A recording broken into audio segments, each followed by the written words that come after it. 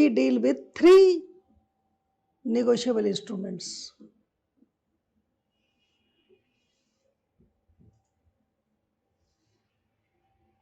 Number 1, tell me, check was number 3.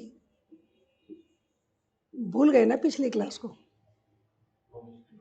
Promissory note. Second was bill of exchange. And check is one of the category of bill of exchange. ये मैंने बताया था आपको, right? Why we call these instruments? Instrument होता है paper, पहले भी बताया था. Why we call these papers as negotiable instrument? Because through these instruments we negotiate the money, we transfer the money, right? It is relating with money only. Check, promissory note is a promise, a note where a promise is given by one A to B to pay certain sum of amount. Okay? I pay you, I shall pay you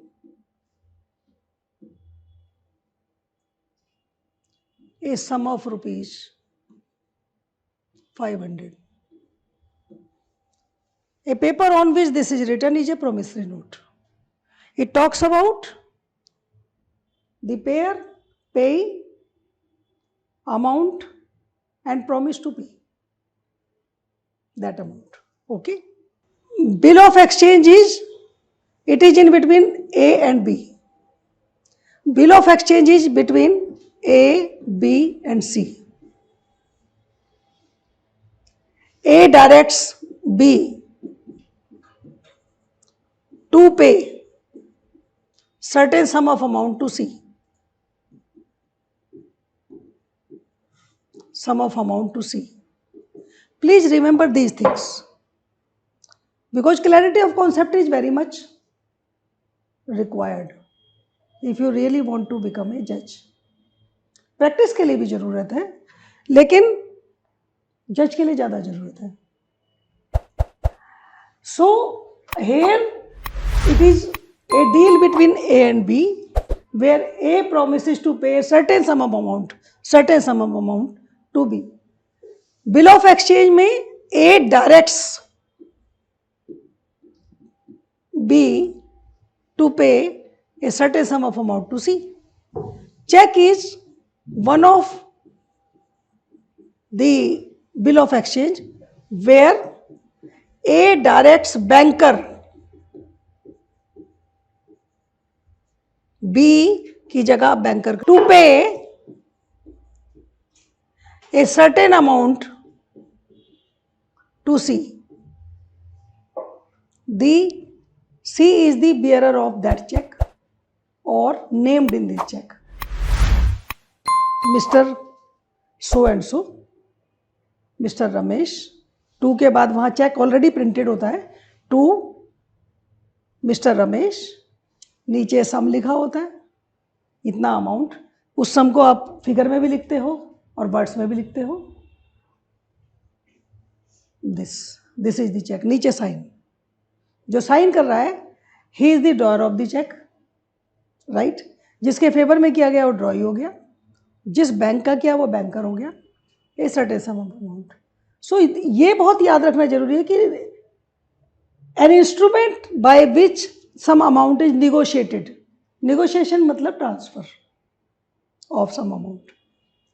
बार बार एक ही class में ये सारी चीज़ें बताएंगे और उसको बार बार देखेंगे तो उसका कोई फ़ायदा नहीं है. You have to go through the book after this class so that it should be clear to your mind कि why we call this act to negotiable instrument act.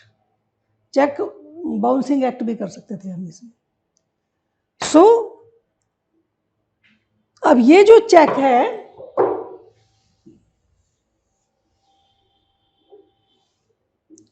इसका डिसऑनर होना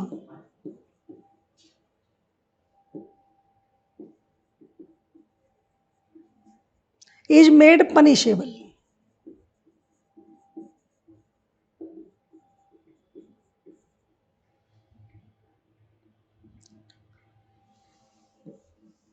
And according to section 138 of Negotiable Instrument Act,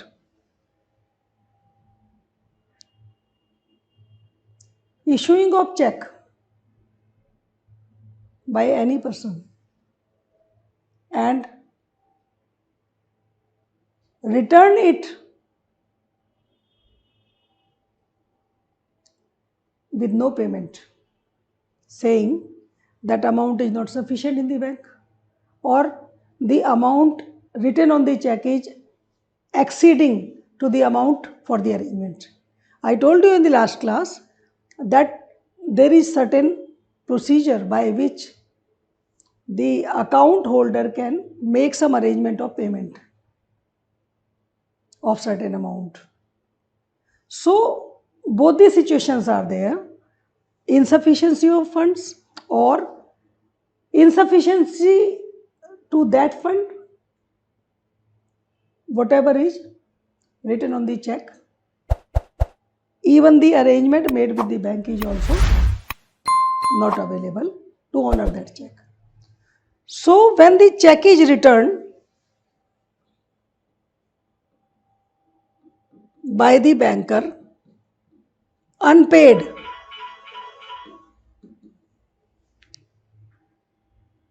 section 138 talks about return of check unpaid. This is an offense punishable with 2 years imprisonment, may extend to 2 years, or fine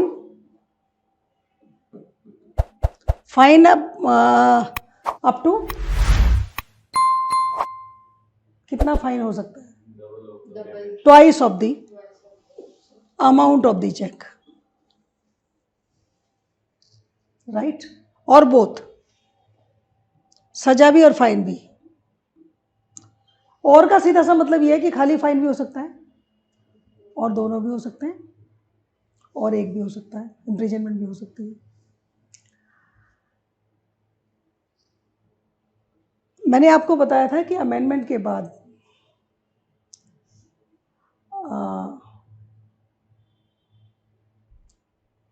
issuing of check that has been returned back unpaid was made an offense punishable। उससे पहले cheque bouncing को criminal wrong नहीं माना गया था, offence नहीं बनाया गया था, राइट। इसकी पनिशमेंट शुरू में 1 साल प्रोवाइडेड थी, मैंने बताया 2003 में। अमेंडमेंट से इसको 2 साल कर दिया, स्ट्रिक्टर कर दिया, और फाइन के साथ ऐड कर दिया डबल दी अमाउंट। मजिस्ट्रेट के पास पावर होती है 5000 up to 5000 fine, but with this act there is no such limitation. It has already provided that the fine could be double the amount of the check. मान लीजिए check 1 crore का है तो 2 करोड़ की fine भी लगा सकता है, राइट। अब हमने उसके बाद बताया था आपको 138 में ऑफेंस बनाने के साथ साथ प्रोसीजर भी दे रखा है और कुछ कंडीशंस दे रखी हैं। ऑफेंस बनने के लिए कुछ कंडीशंस हैं, आपको कब और कैसे 138 एप्लीकेबल होगा। पहली बात, पीरियड का बहुत ध्यान रखना है। चेक को प्रेजेंट करना है विद इन 6 मंथ्स और with in the period of its validity.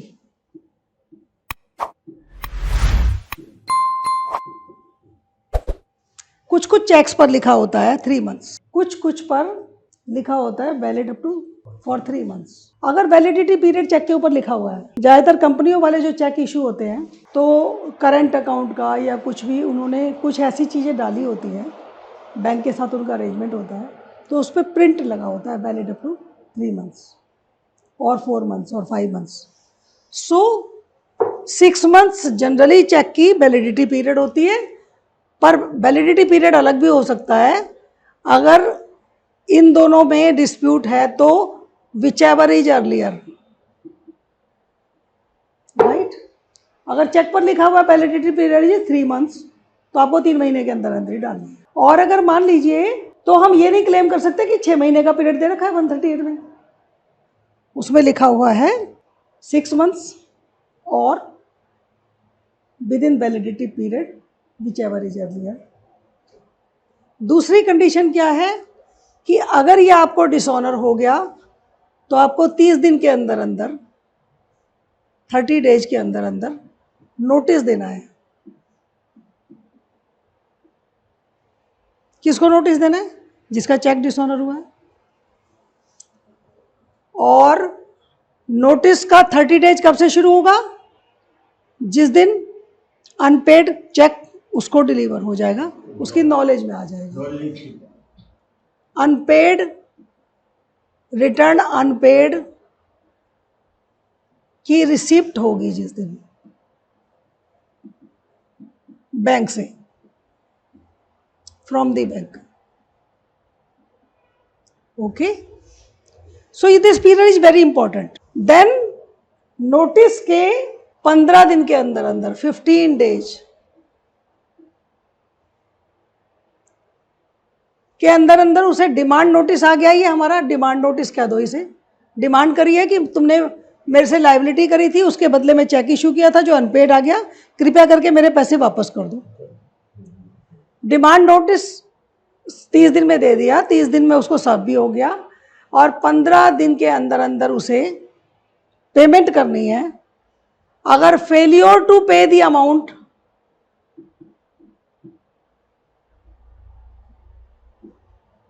With in 15 days हुआ तो cause of action arises for filing complaint.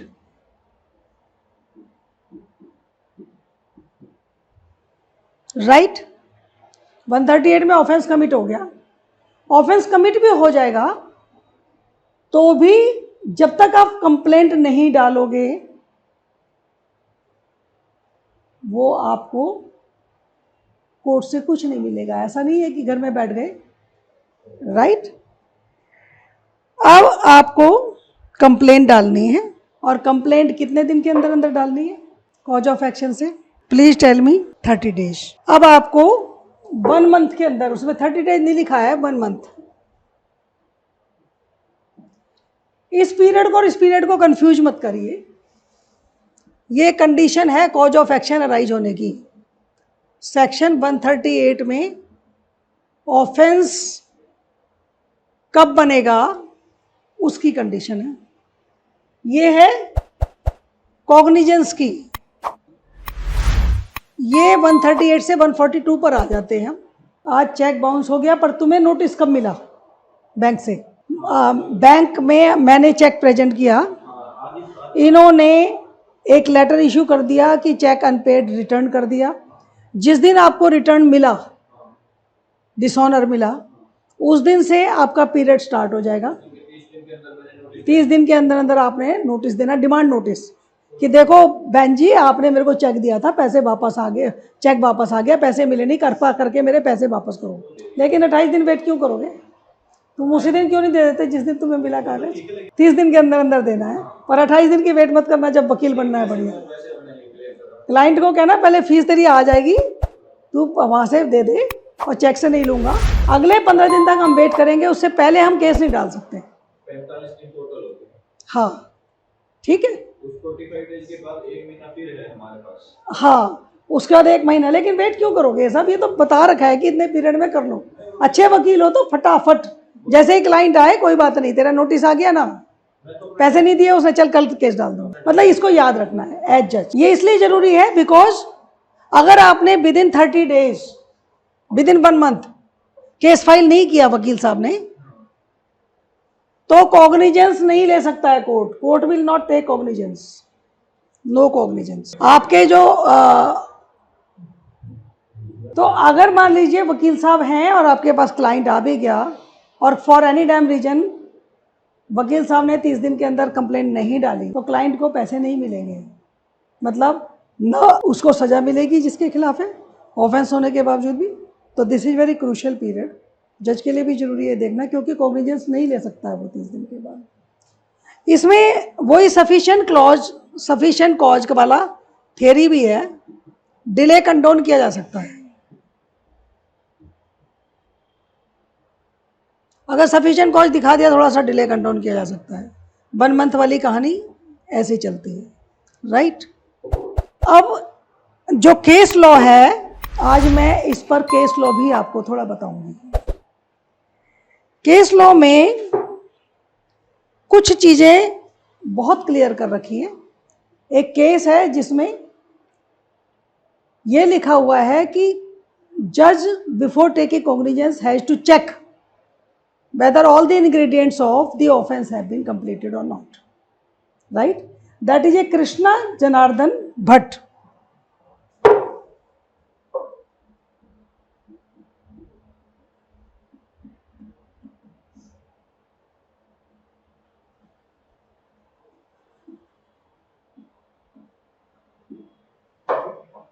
Versus Datta Rao.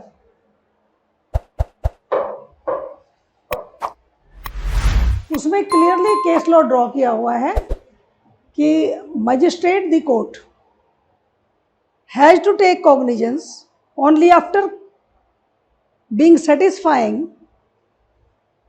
That all the ingredients of section 138 have been complete. And all ingredients क्या हैं?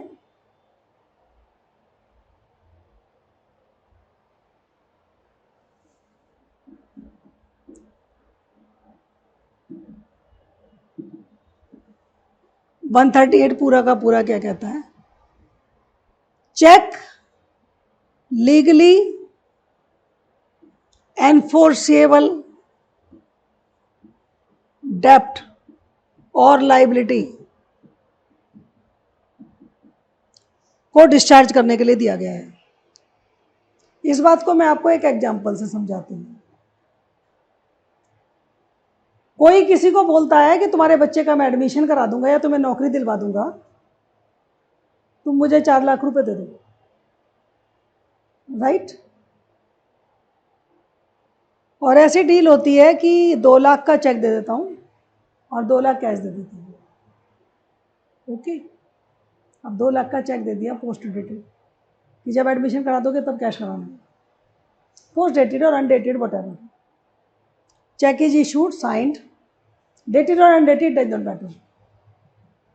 But क्या वो जो deal था, contract था कि this cheque is issued for the getting admission of your son in that particular college, naturally back door से, या नौकरी दिलाना।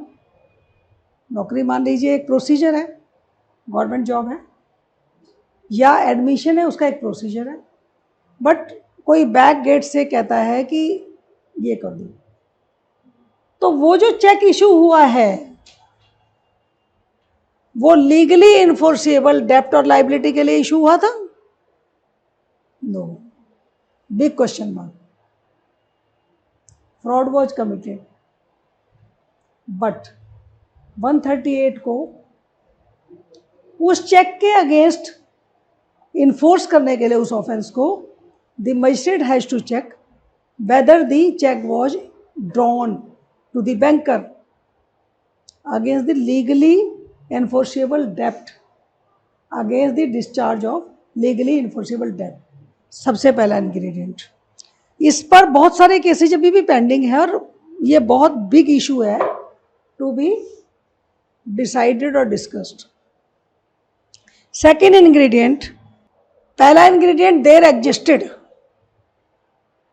This is mathematical word sign, there existed legally recoverable, legally enforceable debt. The check was given, check was drawn to discharge one, okay. Third is check was returned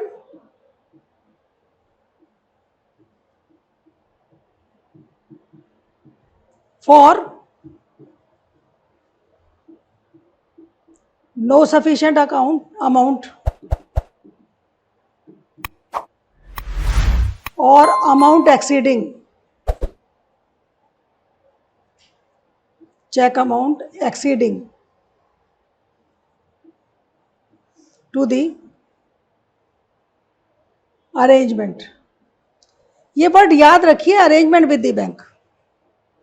खाली आपके account में पैसा होने की बात नहीं है कि पैसा खत्म हो गया है, पैसा कम है, बल्कि कुछ अरेंजमेंट जो कर रखे हैं बंदे ने उससे भी एक्सीड कर रहा है अमाउंट। ओवरड्राफ्ट फैसिलिटी है या करंट अकाउंट में बहुत सारे अरेंजमेंट्स हैं बैंक के साथ। सो ये तीन चीज़ें होनी बहुत ज़रूरी हैं। This is A settled law जो मैंने आपको बताया, कृष्णा जनार्दन भट्ट वर्सेस दत्ता राय। ये 2008 का केस है सुप्रीम कोर्ट का। एक प्रिजम्पशन है 139 में,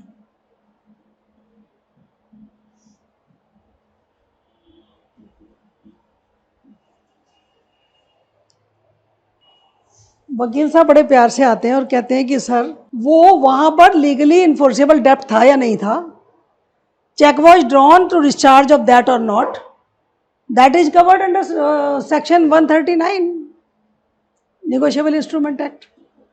presumption starts with shall presume is section 4 of evidence act.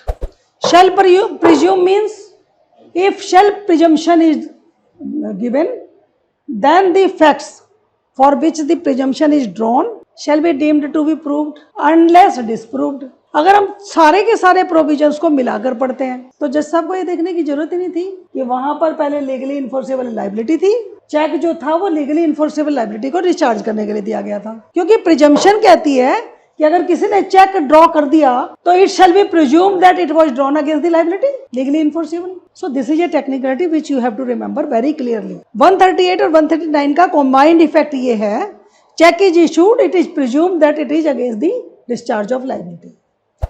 But then case law कहता है कि इस प्रिजम्पशन के बावजूद भी you have to prove that there was a legally enforceable liability for which the check was issued, because ये जो 139 की negotiable instrument की presumption है ये revertible presumption है। कोई मुझे बताएगा revertible presumption क्या होती है?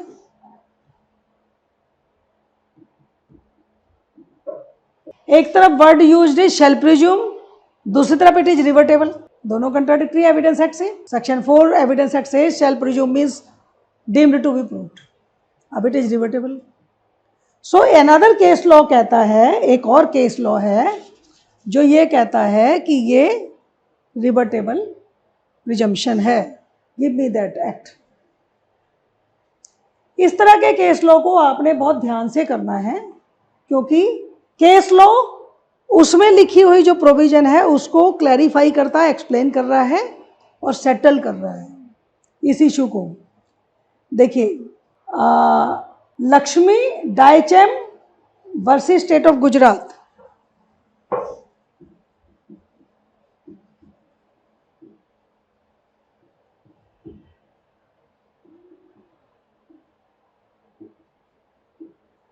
इसमें यह सेटल किया गया है ऑनरेबल सुप्रीम कोर्ट के द्वारा that this presumption is rebuttable presumption. Evidence act का शैल प्रिज्यूम जो है वो वाला प्रिज्यूम है जिसमें रिवर्टेबल आ जा रहा है। सो 138 और 139 के कंबाइंड इफेक्ट के बावजूद भी केस लॉ सबसे पहले वाला जो हमने बताया था आपको जनार्दन भट्ट, और ये वाला जो हमने अभी बताया लक्ष्मी डाइकेम, इन दोनों का कंबाइंड इफेक्ट और 138 139 का कंबाइंड इफेक्ट ये है कि ये कंडीशन पूरी होनी चाहिए तभी हमारा ऑफेंस बनेगा। Cognizance shall be taken by the magistrate only if it is proved that there exist legally enforceable डेब्ट और liability, the cheque was issued against that, right. So provisions of law are broadened and settled by the Honorable Supreme Court or by the higher authorities, higher courts to settle it. Okay? बहुत सारे बच्चों को कभी कभी ये problem होती है कि when there is clear section, literal interpretation is already there, आप सब कुछ समझ पा रहे हो, बिल्कुल क्लियर है, कहीं कोई कंफ्यूजन नहीं है, तो केस लॉ उसे कैसे क्लियर करेंगे?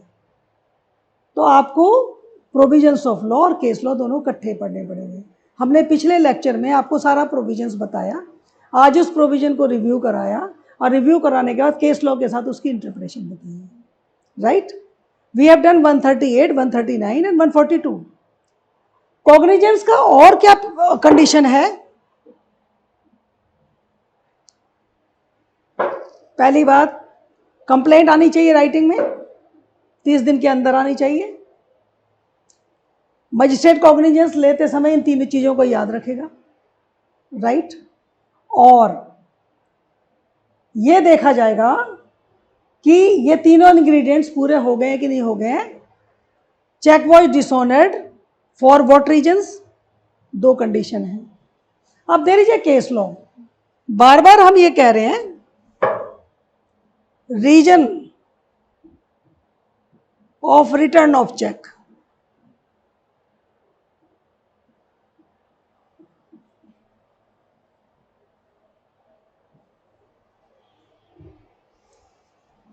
insufficiency of fund,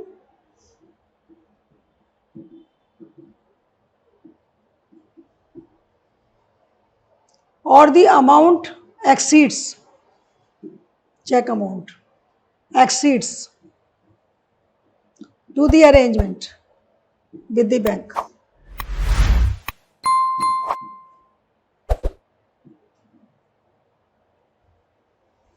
ठीक है, क्या और भी कोई कारण हो सकते हैं? जब हम डिसऑनर ऑफ चेक की लिस्ट देखते हैं, चिट्ठी देखते हैं बैंक की, उसमें बहुत सारे लिखे होते हैं और टिक करा होता है, तो क्या कोई और कारण भी हो सकते हैं जिसमें 138 अट्रैक्ट हो जाएगा? यस, केस लॉ पर जाएंगे अब हम। ये हमारा 138 कहता है, अब हम केस लॉ करेंगे। राइट, एक केस है रंगापा वर्सेस मोहन।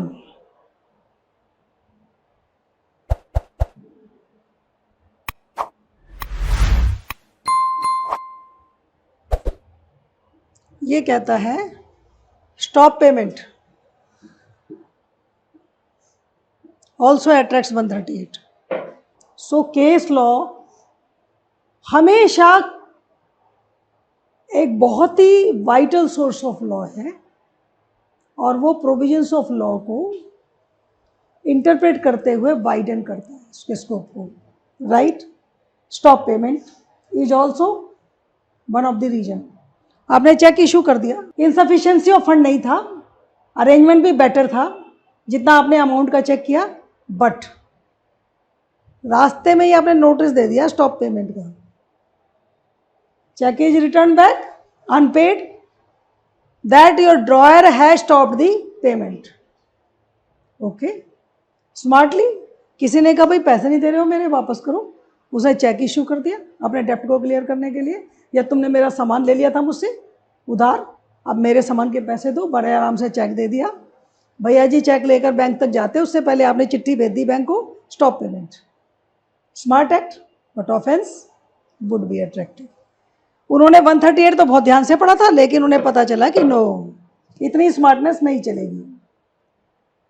अब आप देखिए, एक और केस लॉ है जो एक और रीजन को भी अट्रैक्ट करवाता है, वो है closure of account, that is C Venkata Ramaiah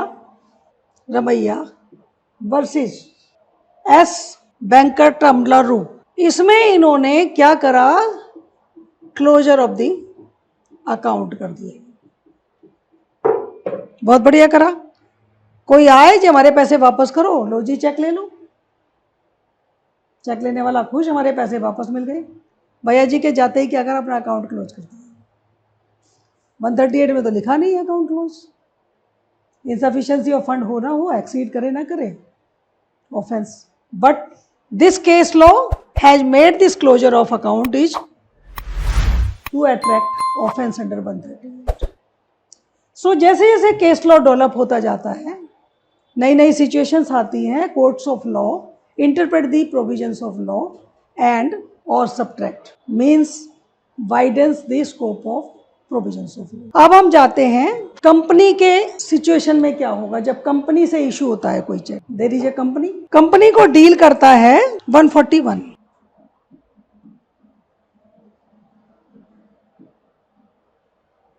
company के लिए provision says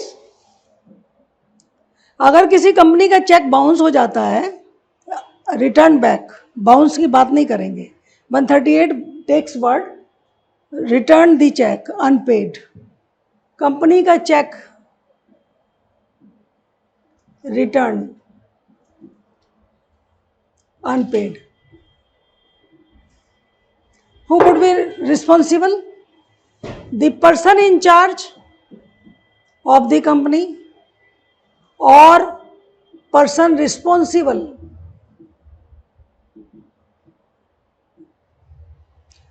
to see the conduct of the business.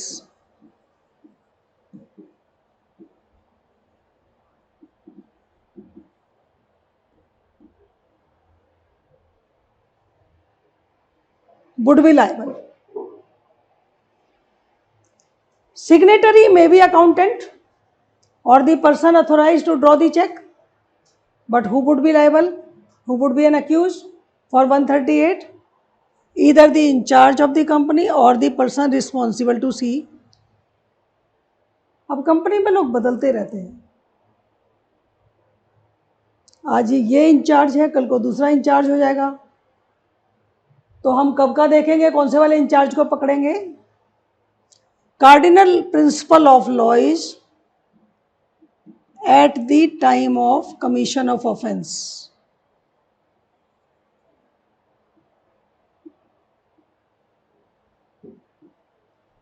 Okay, उस पर्टिकुलर पॉइंट ऑफ टाइम पर जबकि कमीशन हुआ है ऑफेंस का, ठीक है, उस समय पर जो इंचार्ज था या रिस्पॉन्सिबल था बंदा. अब इसमें एक एक्सेप्शन है कंपनी के केस में, किसी बंदे को डायरेक्टर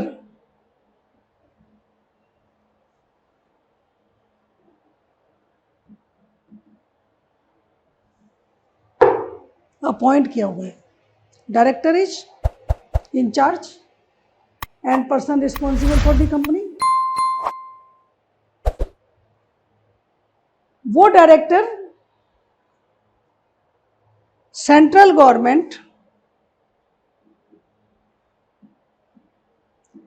और state government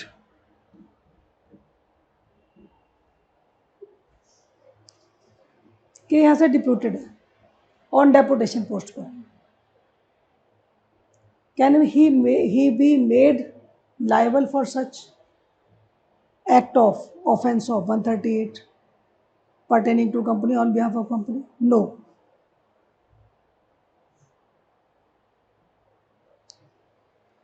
This is an exception given in the provision itself. एक और बंदा भी लायबल नहीं होगा, person having no knowledge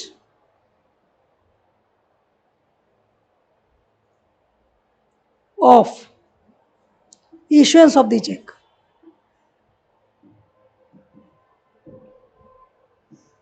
okay, अगर किसी बंदे को, वो कंपनी का इंचार्ज भी है लेकिन उसकी नॉलेज में नहीं है, किसी ने उसकी नॉलेज में डाले बिना चेक इशू कर दिया, अनपेड आ गया बैंक से, तो वो भी रिस्पॉन्सिबल नहीं है. अब इन दोनों की भी एक एक्सेप्शन है, एक्सेप्शन 1, एक्सेप्शन 2.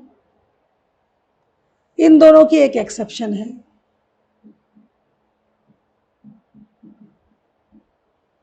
अगर बंदा इंचार्ज नहीं भी है या कहीं से ऑन डेपुटेशन भी आया है गवर्नमेंट को, अगर उसे एट्रीब्यूट किया है कंपनी के बिहाफ पर चेक को 138 को अट्रैक्ट करने के लिए फुल नॉलेज के साथ चेक इशू हुआ है और वो एट्रीब्यूटेबल है to this, then he would be liable. So you have to be very cautious about it. अगर एट्रीब्यूट करता है वो इस ऑफेंस को कमिट करने के लिए, then he would be liable.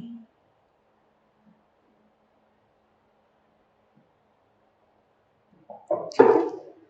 So this is the effect of case law. Now एक 148 है जो छोटी सी बात करता है, हमने पिछली बार भी बताई थी, अभी हम इसको क्लियर कर देते हैं। डिफेंस, क्या ये डिफेंस लिया जा सकता है कि मुझे तो पता नहीं था कि मेरा चेक बाउंस हो जाएगा? It is presumed, it is stated in section 140 that if check is issued, it is presumed that you had the knowledge, or you cannot take this defense that I did not have the knowledge that my check would be bounced. मेरे bank में पैसे नहीं थे, मुझे पता नहीं था. You can't take this defense. कभी कभी इस पर भी एक क्वेश्चन आ जाता है कि अगर किसी ने ये प्ली लिया है तो क्या होगा? अमेंडमेंट हुआ है 142A,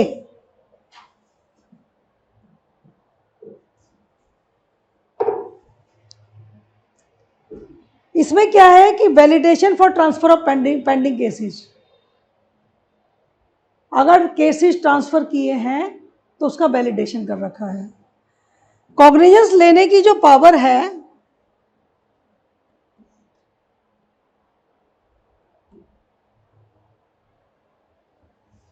मैंने बताया था आपको पिछले लेक्चर में, एमएम फर्स्ट क्लास को है, और एमएम फर्स्ट क्लास कौन सा? जिसकी टेरिटोरियल जुरिडिक्शन है।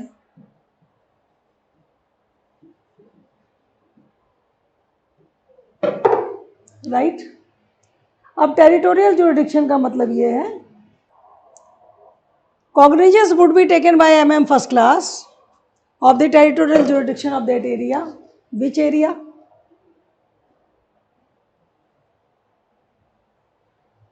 जहाँ टेरिटोरियल जुरिडिक्शन की बात आती है वहाँ एरिया की बात आती है।